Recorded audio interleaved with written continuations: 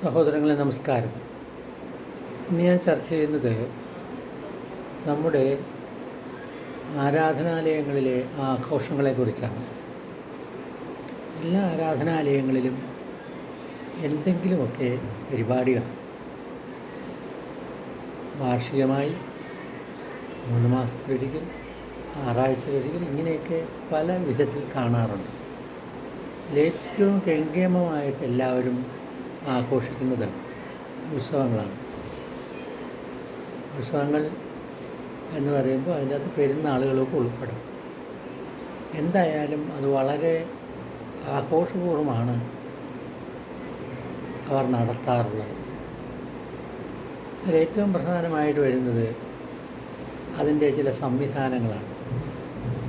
ഉദാഹരണത്തിന്, ഉത്സവം വരികയാണെങ്കിൽ തുടർന്ന് അതിൻ്റെ ഒരുക്കങ്ങളങ്ങ് തുടങ്ങുകയായി.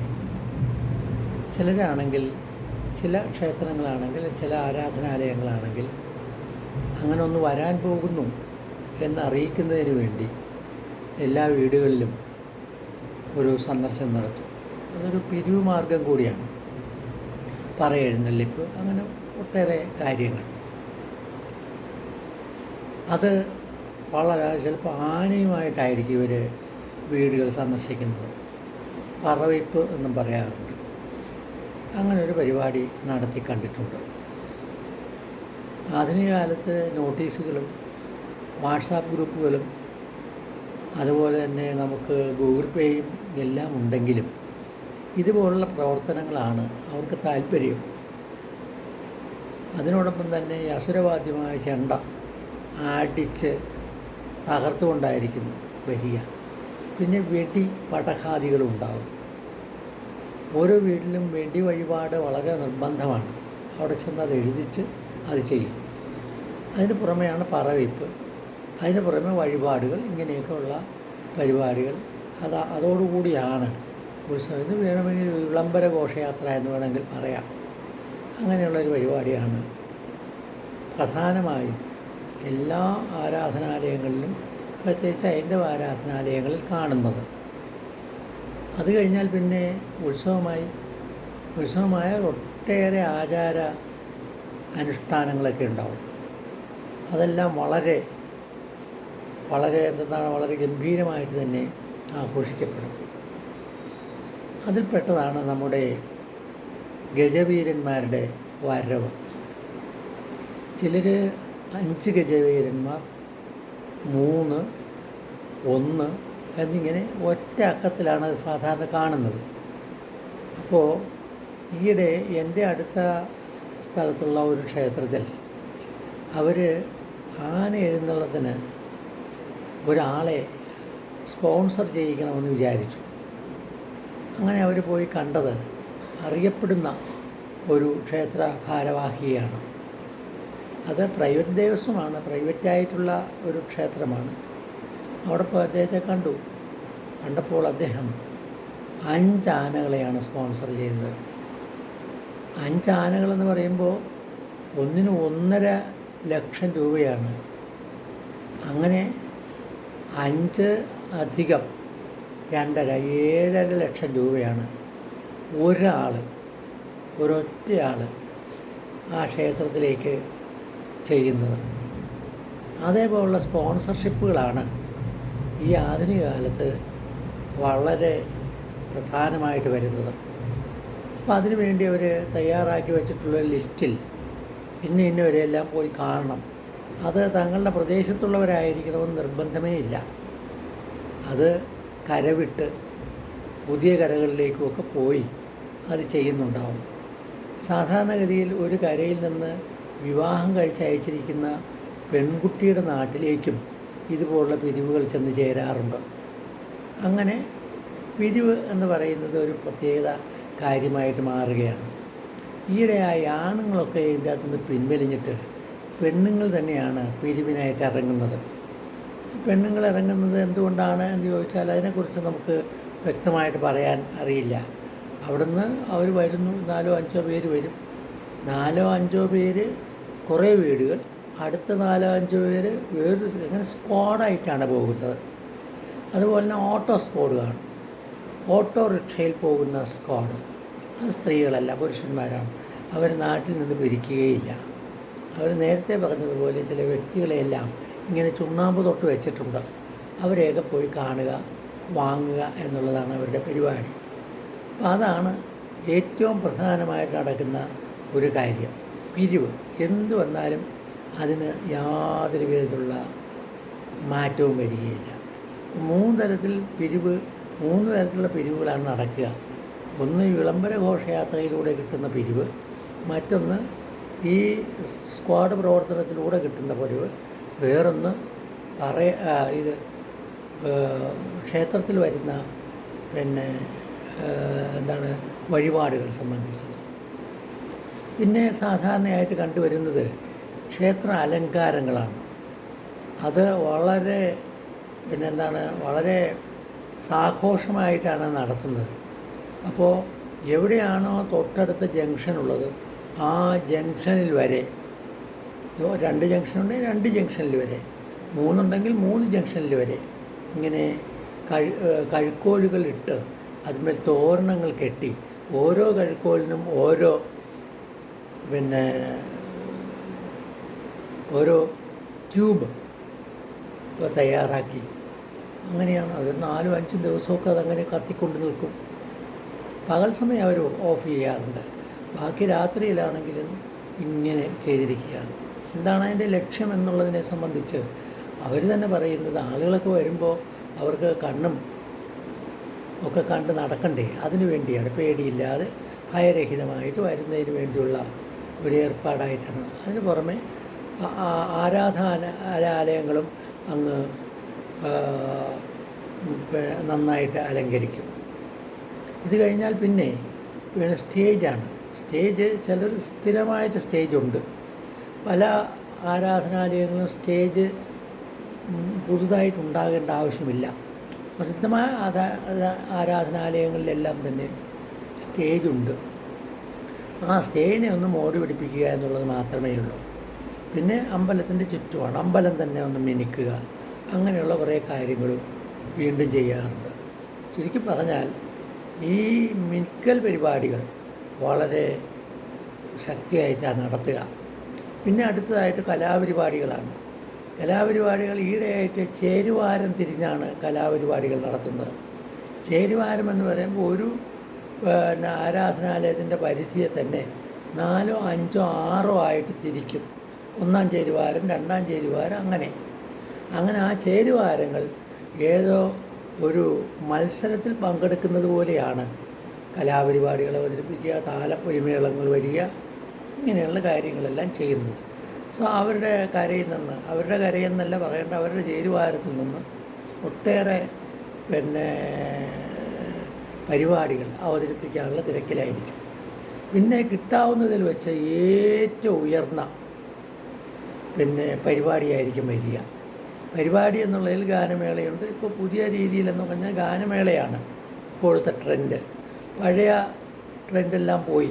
അതായത് കഥകളി അവതരിപ്പിക്കുക, കൂടിയാട്ടം, അതുപോലുള്ള കാര്യങ്ങളെല്ലാം പോയി. പകരം ഇപ്പോൾ വന്നിരിക്കുന്ന ഇതാണ്. അത് സിനിമാറ്റിക് എന്നൊക്കെ തുടങ്ങി ഒരുപാട് തരത്തിലുള്ള കലാപരിപാടികളുണ്ട്. അതാണ് മിമിക്സ് പരേഡ്, മിമിക്രി, ഇങ്ങനെയൊക്കെയുള്ള ഒരുപാട് പരിപാടികളുണ്ട്. അതാണിപ്പോൾ. കഥാപ്രസംഗവും പോയി മറഞ്ഞ മട്ടാണ്. കഥാപ്രസംഗക്കാരെ ഇപ്പോൾ അമ്പലങ്ങളിൽ കാണാറില്ല, ക്ഷേത്രങ്ങളിലൊന്നും തന്നെ കാണാറില്ല. അതിൻ്റെ ഒരു കാലം അസ്തമിച്ചതുപോലെയാണ് എനിക്ക് തോന്നുന്നത്. അപൂർവമായിട്ട് ചിലരൊക്കെ കഥാപ്രസംഗവും കൊണ്ട് നടക്കുന്നുണ്ട്. അവർ എല്ലായിടത്തും പോകുന്നുണ്ട്. അപ്പോൾ അങ്ങനെയുള്ള എന്ന് പറഞ്ഞാൽ ക്ഷേത്ര ആചാര സംബന്ധമായ കലകൾ അത് ഇല്ല എന്ന് തന്നെ പറയാം. ആ രീതിയിലാണ് അടുത്തത്. പിന്നെ ഈ പണം പിരിക്കുക എന്നുള്ളതാണല്ലോ ഇതിലെ പ്രധാനപ്പെട്ട കലാപരിപാടി. പണം എന്ന് കിട്ടുന്നതിന് വേണ്ടിയുള്ള എല്ലാ കാര്യങ്ങളും ചെയ്തിരിക്കും. ഉദാഹരണത്തിന് ആരാധനാലയത്തിൻ്റെ ചുറ്റുമുള്ള സ്ഥലങ്ങളെല്ലാം ലേലം ചെയ്ത് കൊടുക്കുകയാണ്. എന്തിനാണ് ലേലം ചെയ്ത് കൊടുക്കുന്നത്? കച്ചവടക്കാർ വരിക, അവരവിടെ ഇരിക്കുക, അതിന് അവർക്ക് ആൾക്കൂട്ടം കൂടുന്നതനുസരിച്ച് കുറേ കാര്യങ്ങളെ കൂടി കപ്പലണ്ടി കച്ചവടക്കാരനാണെങ്കിൽ പോലും കുറേ പൈസ അയാൾക്കുണ്ട്, അതിൽ നിന്ന് ഒരു വിഹിതം വാങ്ങുക. അങ്ങനെയൊക്കെ കുറേ അധികം കടകൾക്ക് പിന്നെ ആരാധനാലയത്തിൻ്റെ അനുവാദമുണ്ടെങ്കിൽ അവിടെ നടത്താൻ പറ്റും. അങ്ങനെയുള്ള കാര്യങ്ങളൊക്കെയാണ് നടത്തുന്നത്. ചുരുക്കി പറഞ്ഞാൽ പണം എന്നത് വളരെ വലിയ രീതിയിലാണ് നമ്മുടെ ആരാധനാലയങ്ങൾ സമാഹരിക്കുന്നത്. ഈ സമാഹരിക്കുന്ന പണം അവരെന്ത് ചെയ്യുന്നു എന്നുള്ള ചോദ്യത്തിന് കൃത്യമായ മറുപടികളൊന്നുമില്ല. ഉത്സവം നടത്തി, ഗജവീരന്മാരെ വരുത്തി, അങ്ങനെയൊക്കെയുള്ള ചില കാര്യങ്ങളാണ് അവർ പറയുക. എന്നാൽ ഈയിടെയായിട്ട് വളരെ ചില ആരാധനാലയങ്ങൾ ചാരിറ്റി പ്രവർത്തനങ്ങളിലേക്ക് വന്നിട്ടുണ്ട്. ഇപ്പോൾ പൂത്തോട്ടയിലെ ശ്രീനാരായണ ഗുരു മെമ്മോറിയൽ അങ്ങനെയുള്ള ഒരു സ്ഥാപനം അവിടെ അവരുടെ അമ്പലത്തിൽ നടത്തുന്ന ഉത്സവം എന്ന് പറയുന്ന ആഘോഷം കുറച്ചിട്ട് 4 or 5 വീടുകൾ വെച്ച് കൊടുക്കുകയാണ്. അതെത്രയോ നല്ലൊരു കാര്യമാണെന്ന് ആലോചിച്ച് നോക്കൂ. അത് അത്ഭുത പ്രതിഭകൾ തന്നെയാണ് അവർ. വേറെ ഒരു ക്ഷേത്രം അവരുടെ ചുറ്റുപാടുമുള്ള അല്ലെങ്കിൽ അവരുടെ പരിധിയിലുള്ള എല്ലാവർക്കും ചികിത്സ ഏർപ്പെടുത്തിയിട്ടുണ്ട്. ആ ചികിത്സ വടക്കുള്ള ഒരു ക്ഷേത്രമാണ്, പേരെനിക്ക് ഓർക്കാൻ പെട്ടെന്ന് കഴിയുന്നില്ല. അങ്ങനെ ഇതിൻ്റെ കാര്യങ്ങളിലേക്ക് വരുന്ന ഒട്ടേറെ ആളുകളുണ്ട്. പിന്നെ ക്ഷേത്ര ആചാര പരിഷ്കരണങ്ങളിലേക്ക് വരുന്നുണ്ട്. ഉദാഹരണത്തിന് കാണിച്ചുകുളങ്ങര ദേവസ്വം നേരത്തെ തന്നെ ആന അത് ഒഴിവാക്കിയിട്ട് ജീവതകളിലാണ് അവരുടെ ദേവന്മാരെ അല്ലെങ്കിൽ ദേവിമാരെ എഴുന്നള്ളിക്കുന്നത്. അത് നല്ലൊരു കാര്യമല്ലേ? അവിടെ പടയണി ഉണ്ടായിരുന്നു. എൻ്റെ കുട്ടിക്കാലത്ത് എൻ്റെ അമ്മുമ്മയുടെ വീട് അവിടെയാണ്. അപ്പോൾ ഞങ്ങൾ കുട്ടിക്കാലത്ത് എല്ലാവരും കുടുംബസമേതം അവിടെ പോയാൽ അമ്മുമ്മയും അപ്പൂപ്പനും ഒക്കെ ഉൾപ്പെടെ ഞങ്ങളെങ്ങനെ കാത്തു സൂക്ഷിക്കുകയാണ്. എന്താണ് വേലപടയണി വരുന്നു? എന്താണ് വേലപടയണി എന്ന് പറഞ്ഞാൽ നല്ലതുപോലെ മദ്യപിച്ചിട്ട് കിടന്ന് തുള്ളലാണ്. അതിൻ്റെ കൂടെ ഈ അസുരവാദ്യവും കൂടുമ്പോൾ ഒരിതാണ്. വെറുതെ തുള്ളാൻ പറ്റുകയില്ലല്ലോ. ആ തുള്ളുന്നതിൻ്റെ കൂട്ടത്തിൽ എന്തെങ്കിലുമൊക്കെ ചില അക്കച്ചിക്കൽ ഉണ്ടായതിൻ്റെ പേരിൽ കാണിച്ചുകുളങ്ങര തന്നെ ഒരുപാട് അടിപിടികൾ ഉണ്ടായിട്ടുണ്ട്. അത് മനസ്സിലാക്കിയാണ് പുതിയ ക്ഷേത്ര ഭാരവാഹികൾ ഇത് നിരോധിച്ചത്. നിരോധിക്കുക എന്ന് പറഞ്ഞാൽ ഇല്ല, അവിടെ അങ്ങനെ ഒരു പരിപാടി ഇല്ല. പിന്നെ അടുത്തതായിട്ട് അവർ തന്നെയാണെങ്കിലും ക്ഷേത്രാചാരങ്ങളിൽ ഒരു പരിഷ്കാരം നടത്തിയത് ഷർട്ടിട്ടുണ്ട് അമ്പലത്തിൽ പ്രവേശിക്കാമെന്നുള്ളതാണ്. ഇങ്ങനെയുള്ള ചില പ്രവർത്തനങ്ങളെല്ലാം അവിടെയും ഇവിടെയുമായിട്ട് ചില കോണുകളിൽ കാണാനുണ്ട്. അപ്പോൾ ഇത് ആശ്വാസകരമായൊരു കാര്യമാണ്. അങ്ങനെയുള്ള രീതിയിലേക്ക് നമ്മുടെ ആരാധനാലയങ്ങൾ മാറുന്നത് വളരെ നല്ല കാര്യമായിരിക്കുമെന്ന് എനിക്ക് തോന്നുന്നു. ഏതായാലും ഉത്സവാഘോഷത്തിൻ്റെ പേരിലുള്ള വമ്പൻ പിരിവുകൾ കുറച്ച്, ചെലവുകൾ കുറച്ച്, ആഘോഷങ്ങൾ കുറച്ച് യഥാർത്ഥത്തിൽ ഇതുപോലുള്ള ചാരിറ്റി പ്രവർത്തനങ്ങൾ നടത്തുമ്പോൾ നമ്മൾ മനുഷ്യരായിത്തീരുന്നു. അല്ലാതെ ഇതുപോലുള്ള പ്രവർത്തനങ്ങൾ നടത്തി ഒരുപാട് മറ്റൊന്നാണ് കരിമരുന്നാണെങ്കിൽ കണിച്ചുകുളങ്ങരയിൽ ഇപ്പോഴും കരിമരുന്നുണ്ട്. പിന്നെ ഇവിടെ കണ്ടമംഗലത്താണെങ്കിൽ നല്ലപോലെ കരിമരുന്നുണ്ട്. അങ്ങനെ പല സ്ഥലങ്ങളിലും കരിമരുന്ന് പ്രയോഗമുണ്ട്. അതുകൊണ്ട് നമുക്കറിയാമല്ലോ, പുറ്റിങ്ങൽ എന്ന് പറയുന്ന സ്ഥലത്ത് നടന്ന ഒരു അപകടം, എത്രയോ പേരാണ് മരിച്ചത്. അത് ഒഴിവാക്കേണ്ടത് തന്നെയാണ്. അതുകൊണ്ടാണല്ലോ ശ്രീനാരായണ ഗുരു പറഞ്ഞത് കരിമരുന്ന് ഒഴിവാക്കണമെന്ന്. അങ്ങനെയുള്ള ചിന്തകളിലേക്കൊന്നും നമ്മുടെ ക്ഷേത്രഭാരവാഹികൾ ആരും തന്നെ ഇതുവരെ അപൂർവം ചിലരെ ഒഴിച്ച് ആരും തന്നെ കടക്കുന്നില്ല. ആഘോഷങ്ങൾ എന്തിനു വേണ്ടി? ആഘോഷങ്ങൾക്ക് വേണ്ടി എന്ന രീതിയാണ് വന്നുകൊണ്ടിരിക്കുന്നത്. ഇതൊക്കെ നമ്മളൊക്കെ കൂടി ചിന്തിക്കണം, മനസ്സിലാക്കണം. അതിൻ്റെ ഫലമായിട്ടുണ്ടാകുന്ന മാറ്റങ്ങൾ കൂടി ഉൾക്കൊള്ളിക്കണം. ഒരു നിർദ്ദേശം കൂടി പറഞ്ഞുകൊണ്ട് ഞാൻ നിർത്തുന്നു. ഒന്ന്, നമ്മുടെ ക്ഷേത്രങ്ങളിലൊക്കെ അല്ലെങ്കിൽ ആരാധനാലയങ്ങളിലൊക്കെ ഈ പിരിവ് അതുപോലുള്ള കാര്യങ്ങളൊക്കെ നടത്തുന്നതിന് യഥാർത്ഥത്തിൽ നമ്മുടെ ഗൂഗിൾ പേ ഉപയോഗിക്കാവുന്നതേ ഉള്ളൂ. എത്രയധികം നേർച്ചയ്ക്ക് വേണ്ടി ഉപയോഗിക്കാവുന്നതേ ഉള്ളൂ. അത് വളരെ ചിലവ് കുറഞ്ഞ ഒരു ഏർപ്പാടാണ്. അപ്പോൾ അതിൻ്റെ കണക്കുകളുണ്ടാവും, ഡിജിറ്റലായിട്ട് തന്നെ നമ്മുടെ കയ്യിലുണ്ടാവും. ഒരു രസീത് കൊടുക്കണ്ട, മറ്റു കാര്യങ്ങളൊന്നും വേണ്ട. ഓരോരുത്തർ സംഭാവനയായിട്ട് കൊണ്ടുവരുന്നു. ആ സംഭാവന നമ്മുടെ അതിൻ്റെ ഗൂഗിളിൽ തന്നെ ഉണ്ടാവും. അപ്പോൾ അത് വെച്ചിട്ട് ചെയ്യാൻ പറ്റും. പിന്നെ ആവശ്യമുള്ളത്ര വാട്സാപ്പ് ഗ്രൂപ്പുകൾ രൂപീകരിക്കുക എന്നുള്ളതാണ്. ഈ മൈക്കൊക്കെ വെച്ച് അലക്കേണ്ട വല്ല കാര്യവുമുണ്ടോ? ഒരു കാര്യവുമില്ല. ഇല്ലാതെ തന്നെ നിങ്ങൾക്ക് അറിയിക്കേണ്ടവരെയെല്ലാം അറിയിക്കുന്നതിനാവശ്യമായിട്ടുള്ള ആധുനിക സാങ്കേതിക വിദ്യകളുണ്ട്. ആ വിദ്യകളെ ഇവർ അമ്പലത്തിലേക്ക് കൂട്ടുക എന്നുള്ളത് മാത്രമേ ഉള്ളൂ. പറഞ്ഞ് ഞാൻ ഹൈന്ദവ ആരാധനാലയങ്ങളിലെ കാര്യം മാത്രമേ പറഞ്ഞിട്ടുള്ളൂ. ബാക്കിയുള്ളത് പിന്നീട് പറയാമെന്ന് വിചാരിക്കുന്നു. ഇപ്പം തന്നെ സമയം ഒരുപാടായി. Thank U.